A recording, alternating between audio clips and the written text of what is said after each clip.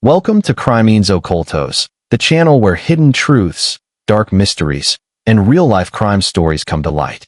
Here, we dive deep into cases that shock the world, uncover forgotten details, and tell every story with clarity, accuracy, and respect.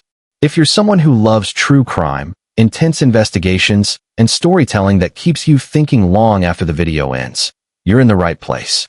This is Crimes Occultos, where every case has a truth waiting to be uncovered, where we cover real-life crime cases with simple storytelling. Today's case is one that shocked Utah and broke the hearts of everyone who followed it. The phone call happened at 11:47 p.m., and what Jennifer Gledhill said during that call would mark her future forever. On September 28th, she contacted police to say that her husband, Matthew Johnson, was missing. What looked at first like a simple missing person report would soon turn into a murder investigation involving a wealthy wife, a respected soldier, and a secret double life. Jennifer and Matthew seemed to have everything going for them. They lived in a $1 million home in Cottonwood Heights, Utah, with their 3 children, ages 11, 7, and 5. Matthew, 51, was a well-known member of the Utah National Guard's 19th Special Forces Group, a Green Beret admired by those who served with him. His teammates said he was intelligent, dependable, and always the person you could trust in difficult moments.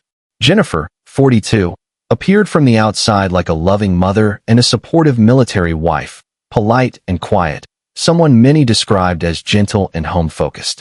But behind their perfect image, their marriage had been falling apart for months. They talked about divorce as early as July 2024, and documents later revealed that their relationship had become extremely unhealthy. In August, Jennifer filed for a temporary protective order, saying she needed safety from Matthew. But when the case went to court, Commissioner Russell Minus reviewed her evidence and found something surprising. The videos she provided did not show a frightened wife, but instead showed both of them arguing, with Jennifer insulting and provoking Matthew repeatedly. He said their messages to each other were filled with anger and disrespect on both sides. On September 16th, just days before everything exploded, the commissioner dismissed the protective order and wrote that the couple's behavior showed a deeply broken marriage that should have gone to divorce long before it reached this point. What no one knew then was that Jennifer had already chosen a different way to end things, one that would change the lives of many people forever. In the weeks before September 2024, Matthew's friends noticed he was acting differently. He was so worried about Jennifer's behavior that he stayed many nights at a National Guard building instead of sleeping at home. One of his close friends, Kevin Thompson, said that Matthew had finally accepted that divorce was the right decision and that it was time to move on. But Matthew never got the chance to do that.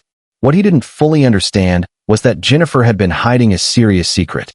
She was deeply involved with another man, and this was not just a small affair. She was emotionally attached to him. 2 days before the murder, on September 19th, Jennifer even showed her lover a loaded Glock 19X gun she kept at home. At the time, it probably seemed normal since many military families own firearms. But later, investigators would say that Jennifer had already begun planning what she would do next. She arranged for their 3 children to stay with her parents on the night she planned to kill Matthew. It was a calculated decision, and the house was prepared for a confrontation that would end in tragedy. On September 20th, things finally reached a breaking point. Matthew discovered the truth about Jennifer's affair, and people later reported hearing a heated argument inside their home. According to Jennifer's own confession, he yelled at her because he found out she had been with another man.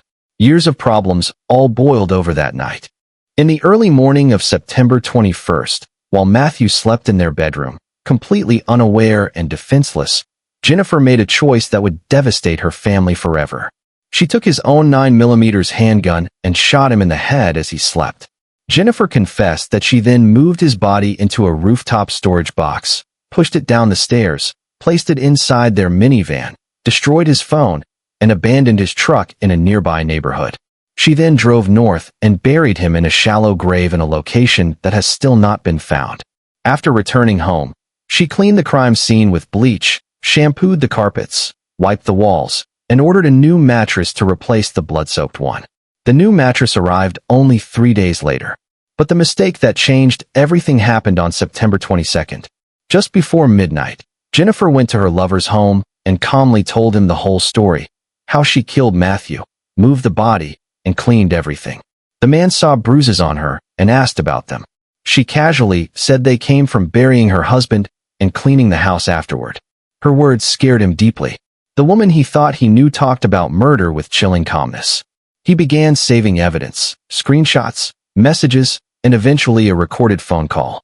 During the recorded call, when he said he was afraid of her, her reply was cold and disturbing. "Wow. If you think I could even hurt a fly." He wasn't a person anymore. He wasn't Matt. In other words, she had mentally erased who Matthew was. When her lover asked if she would be scared if he had done that to her, she said, "Not if I deserved it." She even joked about past lives, saying she was like the Queen of Hearts, saying, "Off with their heads," and talked about killing people she believed were bad.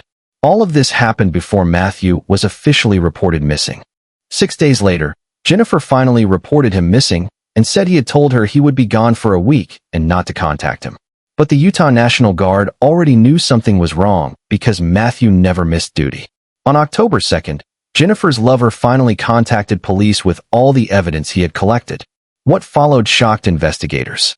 When police searched the home on September 28th, they found blood beneath the bed, on the walls, blinds, and bed frame. The house smelled strongly of bleach, and the mattress was brand new. Phone records showed Jennifer traveling to the exact areas where Matthew's truck was found and to northern Utah, where she said she buried him. On October 2nd, police arrested Jennifer for first-degree murder and obstruction of justice. But the case didn't end there. On October 24th, her parents, Thomas and Rosalie, were also arrested. Police learned they spent over 5 hours at Jennifer's home during the cleanup, even though they first claimed they were only there for a short time. Rosalie bought the new mattress and erased her phone. Thomas accidentally admitted he knew about the incident room by mistake during questioning. Police also found the Glock gun box hidden inside a tote at their home, wrapped in a child's onesie. Months have passed, but Matthew's body is still missing. Search teams from multiple counties, volunteers, and Matthew's military friends continue looking. Friends say the long search keeps them awake at night. A storage container found in water with Matthew's blood inside offered more proof, but not the location of his remains. Jennifer has pleaded not guilty to every charge, including murder, obstruction, drug possession, desecration of a body, and witness tampering. Prosecutors say she is dangerous and revealed she told her lover she would rather shoot herself than go to jail. The judge denied bail, calling her a risk. There is also the issue of Matthew's $500,000 life insurance policy, where Jennifer is listed as the beneficiary. With murder charges pending, the company has asked the court who should receive the money. Her trial is set for December 8, 2025, expected to last 8 days. Meanwhile, 3 children are left without their father and without their mother. Matthew's family released a statement saying they hope someone will come forward with the location of his body so they can lay him to rest. Prosecutors believe Jennifer killed Matthew because he found out about her affair and she wanted to be free without facing divorce or custody issues. Instead of ending her marriage legally, she chose a deadly path that destroyed several lives. As we wait for her trial, one painful question remains. How does a mother of 3 explain taking away their father forever just to chase another relationship? Maybe we will never understand her mindset. What we do know is that Matthew Johnson, a respected soldier, father, and friend, still lies somewhere in northern Utah, waiting to be found so his family can have peace at last. As this case moves toward trial, the pain left behind continues to grow.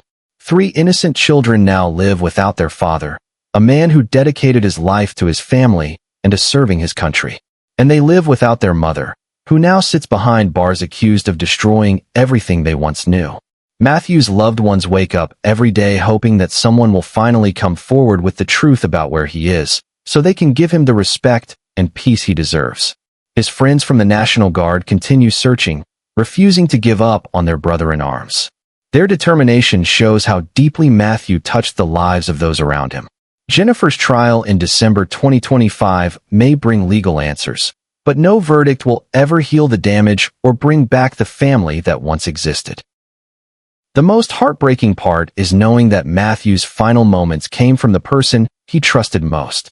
No matter what happens next in court, the scars from this tragedy will never fully fade. Thank you for watching this case with us. For more real stories, deep investigations, and powerful true crime breakdowns, don't forget to subscribe to Crimes Ocultos. Your support helps us continue sharing these important stories.